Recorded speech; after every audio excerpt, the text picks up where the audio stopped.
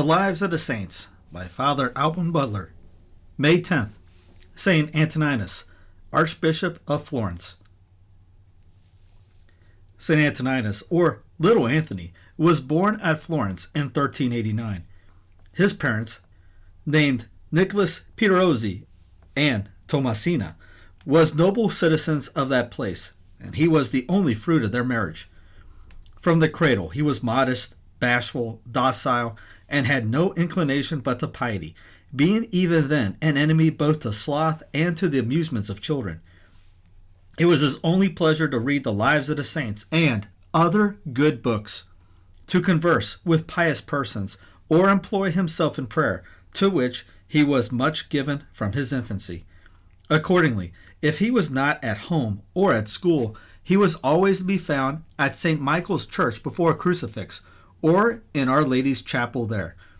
And whether he applied himself to that holy exercise in his closet or the church, he always kneeled or lay prostrate, with a perseverance that astonished everybody. By means of a happy memory, a solid judgment, and quick penetration, assisted by an assiduous application, he became an able master at an age when others scarce began to understand the first elements of the sciences. But his passion for learning was not equal to his ardor to perfect himself in the science of salvation. In prayer, he begged nothing of God but his grace to avoid sin and to do his holy will in all things. Friar Dominic, a learned and holy preacher of the order of St. Dominic, afterwards made Cardinal Archbishop of Ragusa and legate of the Holy See, was then employed in building a convent at Fiesole, 2 miles from Florence. Antoninus was wonderfully delighted with the unction of his sermons, and never went out of Florence but to converse with that apostolic man, to whom he applied at last for the Dominican habit, the father judging him as soon too young, and his constitution too tender for so strict a life of perpetual abstinence, frequent fasts, long watchings, and other rigors, advised him to wait some years, and bid him first study the canon law, adding that when he should have learned Gratian's decree by heart, his request should be granted. So dry and difficult a task would have seemed to another equivalent to an absolute refusal. However, Antoninus set about it, and joining prayer and several mortifications with his studies, made an essay of the life to which he aspired, and in less than a year presented himself again to the prior of Fiesole, and by answering his examination upon the whole decree of Gratian, gave him a surprising proof of his capacity, memory, and fervor. The prior hesitated no longer, but gave him the habit, he being then 16 years of age. The young novice was most exact in complying with every point of the rule, and appeared the most humble, the most obedient, most mortified, and most recollected of his brethren. Being advanced to the priesthood, he augmented his exercise of piety. He was never seen at the altar but bathed in tears. Whether sick or well, he lay always on the hard boards, and so perfectly had he subjected the flesh to the spirit that he seemed to feel no reluctance from his senses in the service of God. He was chosen very young to govern the great convent of the Minerva in Rome, and after that was successively prior at Naples, Cajeta, Cortona, Siena, Fiesole, and Florence, all in which places he zealously enforced the practice of the rule of St. Dominic, and more by his actions than words. Besides his domestic employments, he preached often and with great fruit. The works which he published increased his reputation. He was consulted from Rome and from all quarters, especially in intricate cases of the canon law. The learned Cardinal de Luca reckons him among the most distinguished auditors or judges of the Rota, though we do not find at what time he discharged that office. He was chosen vicar or general superior of a numerous Reformed congregation in his order. He would not remit anything in his austerities or labors when exhausted by a decay, of which, however, he recovered. Pope Eugenius IV called him to the General Council of Florence, and he assisted in quality of divine at all its sessions. and at the disputations with the Greeks. During his stay at Florence, he was made prior at the convent of St. Mark in that city, for which Cosmas of Medicis, called the father of his country, was then building a sumptuous church, which Pope Eugenius IV consecrated. After having established in this house the true spirit of his order, he visited his convents in Tuscany and Naples. While employed in introducing the primitive discipline of his order in the province of Naples, the see of Florence became vacant by the death of its archbishop. The intrigues of several candidates protracted the election of a successor, but Pope Eugenius IV no sooner named Friar Antoninus to the Florentines as possessed of the qualities they had desired in their future bishop, namely sanctity, learning, and experience, and his being a native of their own city. Then they all acquiesced in his choice. Antoninus, who had then been 2 years absent from Florence, employed in the visitation of his monasteries, was equally surprised and afflicted that he should have been thought of for so eminent a dignity, and that he might escape it. He set out with the design of concealing himself in the Isle of Sardinia, but being prevented in the execution, he was obliged to go to Siena, whence he wrote to the Pope, conjuring his holiness not to lay that formidable burden on his weak shoulders, alleging his being in the decline of life, worn out with fatigues and sickness, enlarging also upon his great unworthiness and want of capacity, and begging that he would not now treat him as an enemy whom he had honored with so many marks of friendship. He could not close his letter without watering it with his tears. The Pope, however, was inflexible, and sent him an order to repair without delay to his convent at Fiesole. He wrote at the same time to the city of Florence to acquaint them that he had sent them an archbishop to their gates.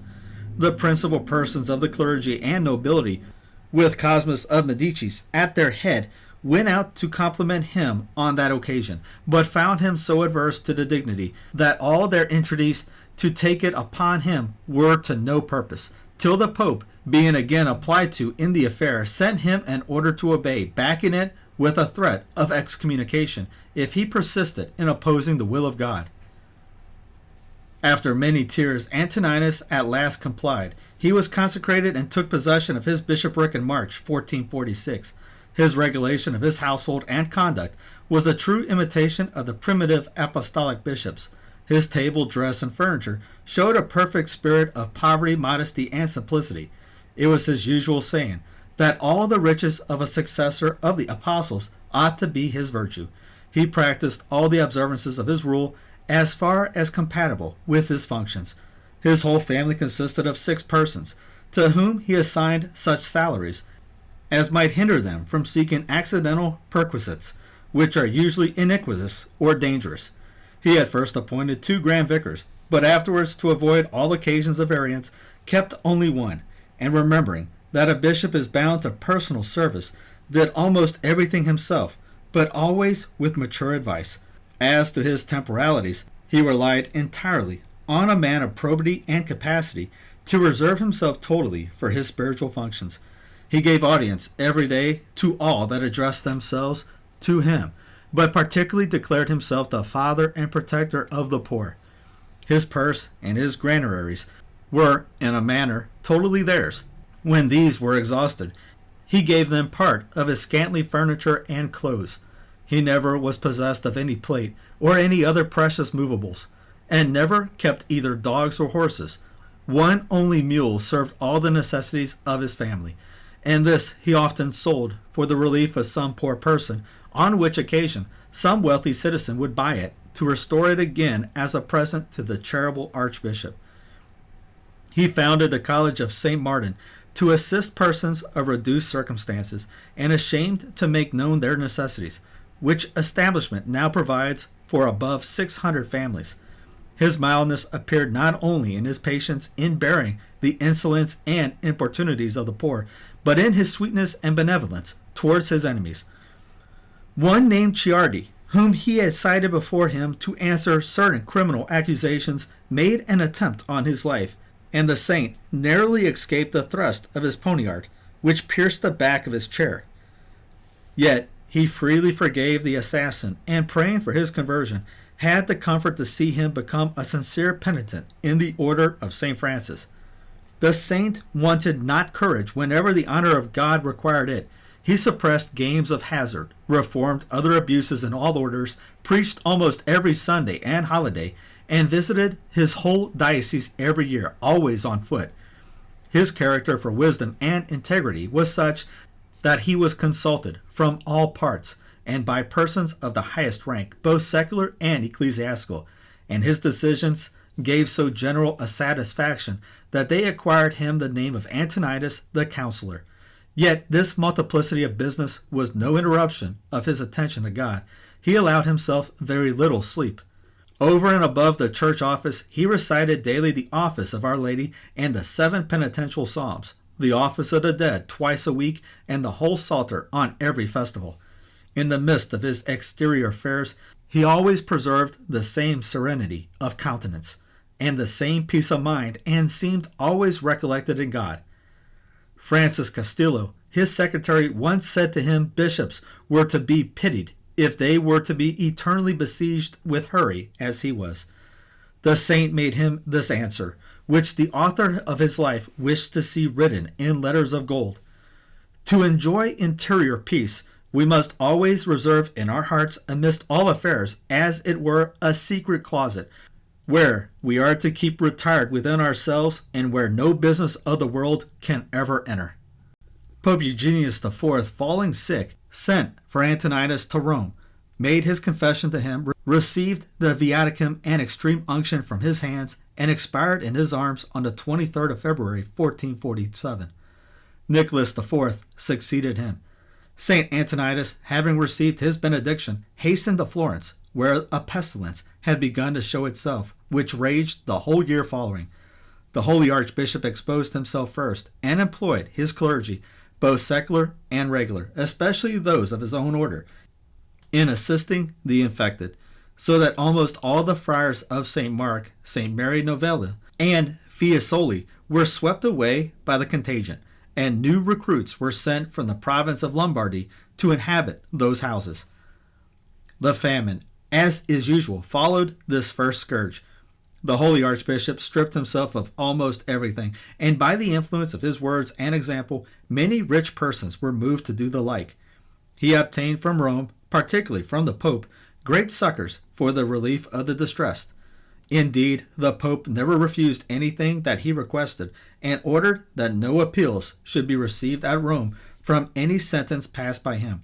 After the public calamity was over, the saint continued his liberalities to the poor, but being informed that 2 blind beggars had amassed, the one 200 and the other 300 ducats, he took the money from them and distributed it among the real objects of charity, charging himself, however, with the maintenance of those 2 for the rest of their lives.